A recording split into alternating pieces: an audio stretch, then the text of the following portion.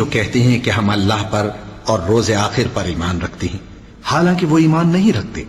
ये अपने ख्याल में अल्लाह को और मोमिनों को धोखा देते हैं, मगर हकीकत में अपने सिवा किसी को धोखा नहीं देते और इससे बेखबर हैं।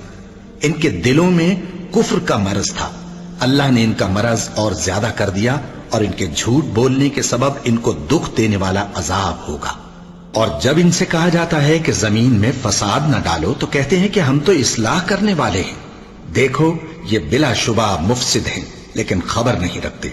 और जब इनसे कहा जाता है कि जिस तरह और लोग ईमान ले आए तुम भी ईमान ले आओ, तो कहते हैं भला जिस तरह बेवकूफ ईमान ले आए हैं उसी तरह हम भी ईमान ले आए। सुन लो कि यही बेवकूफ हैं लेकिन नहीं जानते। और ये लोग जब मोमिनों से मिलते हैं तो कहते हैं कि हम ईमान ले आए हैं, और जब अपने शैतानों में जाते हैं तो उनसे कहते हैं कि हम तुम्हारे साथ हैं, और मुसलमानों से तो हम